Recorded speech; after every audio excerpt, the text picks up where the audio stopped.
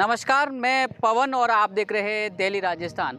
आज मैं हूं उदयपुर ज़िले के गोगुंदा ब्लॉक के मजावड़ी गांव में। आज हम जिनसे आपको मिलवाने जा रहे हैं ये किसान है और इन्होंने जो खेती करके जो मेहनत करके जो आज मुकाम हासिल किया है वो एक युवाओं के लिए भी मोटिवेशन है और दूसरा यहाँ के जो लोग खेती करके बीच में जो ड्रॉप आउट कर लेते हैं उनके लिए भी एक बड़ी सफलता की कहानी है। ऐसे ही हम आप हमारे साथ में जो अंकल जी है इनसे मिलवाएंगे और शुरू से इनसे बात करेंगे कि कैसे इन्होंने खेती शुरू करी थी और यहाँ तक पहुँचने के लिए इनको कितनी मेहनत लगी थी। मेरे पिताजी खेती करते थे और मेरे भाई भी अभी सब खेती कर रहे हैं और मेरे को भी वो पूरा सहयोग दे रहे हैं। कभी ज़रूरत पड़ती है तो वो आते हैं, भाई कि क्या काम है, तो उनसे जो भी हम आप ले करते हैं और उनको भी मैं सिखा रहा हूँ। शुरुआत कैसे करी खेती की? शुरुआत तो मेरा क्या शौक है पौधे का, तो मैंने कोई 20-25 साल पहले 2-4 पौधे लगाए थे।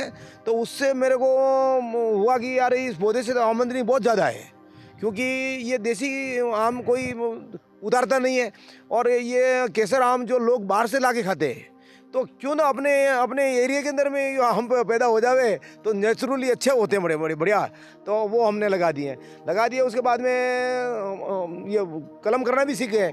कोई केमिकल नहीं, कोई कुछ नहीं, मतलब मैं लगाने की ज़रूरत है और कलम किसी को भी सीखने तो वो उसको भी मैं सिखा दूंगा। कितने सालों से कर रहे हो आप?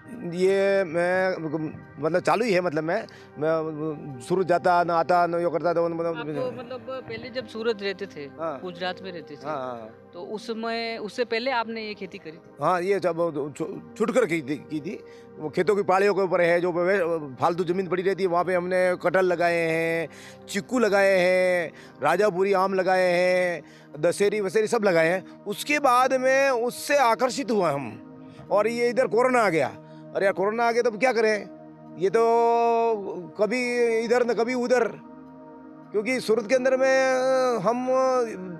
मैं 1975 के आसपास सूरत में गया। बचपन मेरा उधर ही निकला और हम सूरत से कितनी बार, एक बार बाढ़ आई, एक बार स्कैलेब गिर रहा, वो ऐसे उसमें आए। ये 1992 में वो रमकान हुआ, उसके अंदर में हम ये भाग के इधर आए। प्लेग में आए, बहुत सारे टाइम में मतलब में। तो अभी ये आया, मतलब क्या बोलते हैं उसको, कोविड आया, तो उसके अंदर भी तो ये आला जाला लगे रहे। तो फिर उसके बाद में आप फिर गाँव आ गए हम, तो फिर यहाँ आकर के इसको हमने। अभी कितने बीघा में ये आपने खेती कर रखी है? जी सर, ये 3.5 बीघा तो ये मेरा बीड़ है यहाँ पे पूरा, आप देख सकते हैं उसको। और उसके बाद में 1 बीघा एक है और 2.5 बीघा एक है। कुल मिला के आप समझ लीजिए ये 2.5 और 3.5 और 3 6.5 बीघा तो ये मतलब मैं उसके अंदर है। और हर खेत के पाली के ऊपर मेरे फलदार दरख्त है। फलदार कितने पौधे होंगे? नहीं सर, ये तो गिनना मुश्किल है। इसके लिए तो मेरे को एक दिन पूरा लगेगा जो उसको काउंटिंग करूँगा। लगभग ये पौधे हैं मेरे पास में तो लगभग 1500 1,500 के आसपास पौधे हैं ये सब। और अभी मैं बताता आपको, लेकिन आम कुछ दिन पहले ही उतारे हमने। ये जो गए साल लगाए उसके आम आ गए 1 किलो के अंदर 4 केसर के आम थे, 4 इतने, मतलब फुल साइज उसकी। और कटहल भी हमारे जो पुराने पेड़ है उसके कटहल लग रहे हैं और चीकू भी भरपूर लग रहे हैं। हाँ, और बाकी आप देख सकते हैं कि आंवले लगे हुए हैं इसके अंदर में, कटहल लगे हुए हैं, चीकू लगे हुए हैं, पपीते लगे हुए हैं, देसी ताइवान के लगे हुए पपीते। अभी आपके जैसे इन सब की जो है ये तो समय अनुसार, मौसम के अनुसार सारी चीजें होती है, सीजन के। हाँ। सीजन के अनुसार हाँ। होती है। जैसे आम के अभी सीजन चल रहा था, आम होता है। हाँ। फिर बारिश के दिनों में क्या होता है?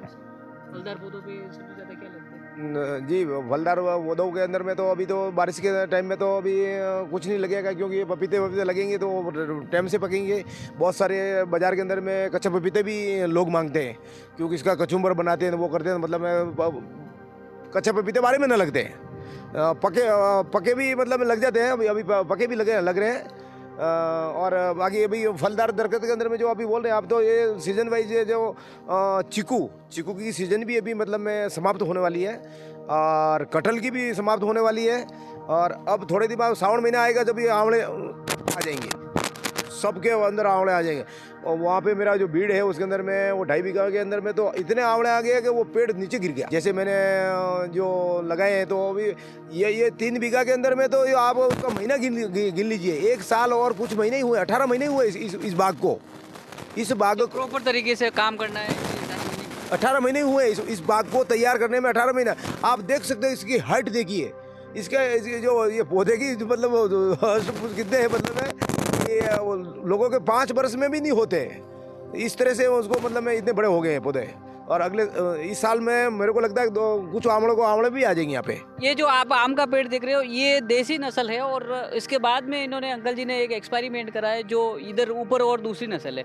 तो अंकल जी आप बताइए ये कैसे करा आपने? ये देसी के ऊपर मैंने 3 केसर की डाली लगाई, 3 केसर। इसके ऊपर 3 केसर लगाई है क्योंकि केसर की डिमांड है, इसलिए। बाकी मैं 3 वेराइटी भी लगा दूँ इसके ऊपर।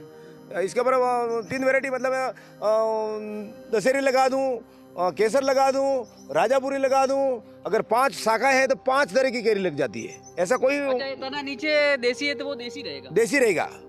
और इसके ऊपर जो है मतलब मैं तो इसके नीचे मतलब कोई फुड़वा नहीं फूटना चाहिए, मतलब उसका पता नहीं निकल जाए। बाकी यहाँ से निकल जाएगी थोड़ी देर बाद में और ये केसर आम चालू हो जाएगा, मतलब उसका पौधा तैयार हो जाएगा। तो इसमें कोई केमिकल वगैरह कुछ नहीं, कोई कुछ नहीं। आप इसको पानी भरपूर पिला दो और जो पौधा है उसको भी उसके अंदर उसको पानी पिला दो।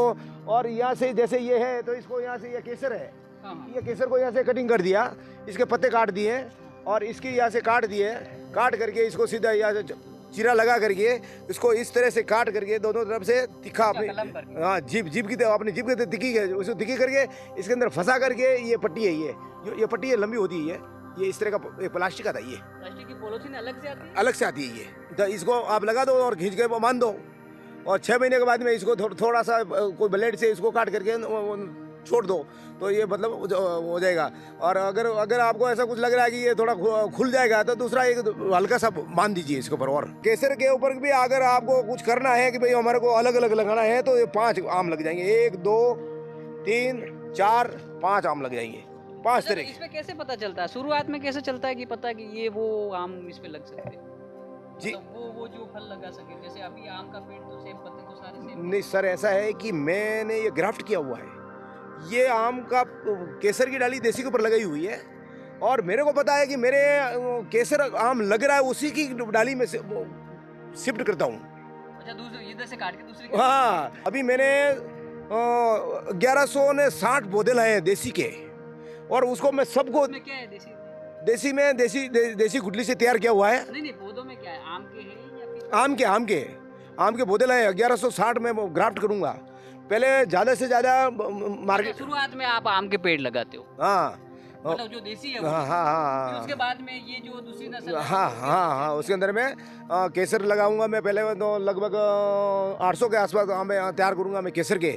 उसके बाद में मेरे यहाँ पे एक राजापुरी टाइप का एक आम है, अभी मैं बताऊंगा आपको, मेरे वो आम लटक रहे हैं उसके ऊपर। तो उसकी डाली उसके मतलब मैं लगभग 450 के आसपास उसकी ग्राफ्ट करूंगा क्योंकि उसकी डिमांड ये 850 ग्राम की बड़ी से बड़ी आम केरी आती है, 850 ग्राम की मैंने तोली हुई है। तो हम क्या करते हैं कि मतलब मैं उसकी भी ग्राफ्ट करेंगे। फसल है ये बता दें, इनमें कोई कीड़े लगते हैं तो उस कृषि विभाग की ओर से क्या क्या सहयोग मिल सकता है? बिल्कुल, इनको जो भी फल फ्रूट के पौधे या जो भी खेती करते समय जो भी बीमारी आती है, रोग आता है, तो उसके लिए हम केमिकल जो सजेस्ट करते हैं। इनका क्या है कि ये जैविक खेती करने के लिए इंटरेस्टेड है, तो उसके लिए हम इनको बीजामृत, जीवामृत, जैविक खेती की और नीम ऑयल जो होता है वो नीम ऑयल बना के फिर इनको पौधों पे छिड़कने के लिए सजेस्ट करते हैं। और ये भी जैविक खेती के लिए इंटरेस्टेड है तो हम केमिकल का कम यूज़ करवाते हैं, इनको धीरे धीरे बंद करवाते हैं। तो इस एरिया में ऐसे कितने किसान हैं जो अभी तक की इतनी फसल और ऐसे ये जो प्लांट लगा चुके हैं? मेरे को 4 साल हो गए कृषि विभाग में काम करते करते गोकुंदा में। मेरे को पहले ही ऐसे किसान दिखे हैं जो इतना सब फलों के साथ खेती, पशुपालन और दूसरी जो अनाज वाली फसलें लेते हुए जो मिश्रित खेती जो किसान है वो अभी तक एक ही मिले हैं मेरे को, जो उन्नतशील प्रगतिशील किसान कह सकते हैं हमारे कृषि विभाग के। जी, इनकी आमदनी के लिए तो मैं जब यहाँ आया था, इनके पहाड़ी पे जो फार्म पे आया था मैं मेरे को ऐसा इन्होंने जो फील कराया, जो आज की युवाओं की जो ज़रूरत है, बंगला, गाड़ी, जो युवाओं को लगता है, हर युवा को लगता है कि मेरे पास गाड़ी होनी चाहिए, तो वो ये खेती करके इनका जो सपना है, ये इनकी जो उम्र है उसको देख के इन्होंने मेरे को बोला था कि तुषार जी मैं ये खेती करके ही गाड़ी खरीदूंगा मेरे बच्चे के लिए। और फॉर्च्यूनर और स्कॉर्पियो के जो सपने हैं लोगों के, वो इन्होंने ये इस खेती करके युवाओं को जो प्रोत्साहित किया, वो इन्होंने बहुत ही ज़ोरदार किया। और मेरे को भी ऐसा इनको देख के खेती के लिए बहुत ही अच्छा लगा कि जो इतने प्रोग्रेसिव फार्मर भी गोगुंदा में है। तो यहाँ पे अधिकांश जो युवा है वो पढ़ाई के साथ में वो जॉब नहीं मिल पाती है या फिर कोई बिजनेस नहीं कर पाते, फिर वो ड्रॉप आउट कर लेते, परेशान होते, तो उसको लेके खेती में इंटरेस्टेड होना चाहिए या नहीं? बिल्कुल होना चाहिए, क्योंकि आज जो अंकल की एज है, उस एज में जो अंकल काम कर रहे हैं और उससे जो महीने की 1 लाख से 1.5 लाख की इनकम हर महीने कैश अर्जित कर रहे हैं अपने फल बेच के, तो क्यों ना युवा होगा तो उसमें युवा के लिए तो काम करने का इनसे डबल जज्बा होगा, तो 1 की जगह 2 लाख कमाएगा। और पढ़ाई नहीं हो रही या जॉब नहीं लग रही तो ज़रूर खेती करके भी अपन पैसे कमा सकते हैं और लोगों को अच्छा प्लेटफॉर्म मिल सकता है, और यहाँ आके देख के सीख के भी कर सकते हैं। इन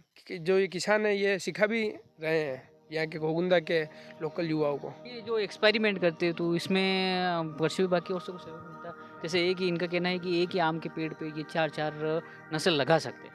बिल्कुल जी, इसको ग्राफ्टिंग बोलते हैं। ये ग्राफ्टिंग जैसे विभाग के कोई साइंटिस्ट होते हैं, हमारे केवीके में जो अफसर होते हैं, और जो हमारे सीनियर अधिकारी जो उदयपुर बैठे हुए हैं, जॉइंट डायरेक्टर सर, और ये सब इन्हें ग्राफ्टिंग के बारे में बताते हैं। इसको जो इन्होंने जो आपको बताया था वो ग्राफ्टिंग करते हैं, जिप जैसे उसको टंग ग्राफ्टिंग बोलते हैं अपन, टंग ग्राफ्टिंग। तो वो सारा केवीके से और इनसे सीखते ही हैं, विभाग बताता है। तो सबसे यहाँ पे कम फसल कौन सी होती थी, कौन सा फल यहाँ पे कम होता था जो इन्होंने एक्सपेरिमेंट करके लगाया है? जैसे कटहल देख ही रहे हो आप, कटहल यहाँ गोगुंदा में सुनने को ही नहीं मिलता।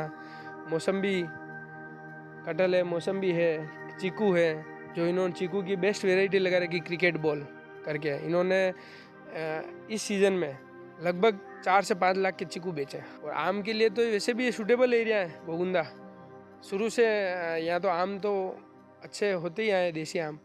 और उसके साथ इन्होंने जो एक्सपेरिमेंट किया है वो अलग अलग वेराइटी पे किया है, जैसे केसर है, दशहरी है, लंगड़ा है, हापूस है, ये राजापुरी है। इन सब वेराइटियों को यहाँ लॉन्च किया है गोगुंदा में, ये सबसे बड़ी बात है।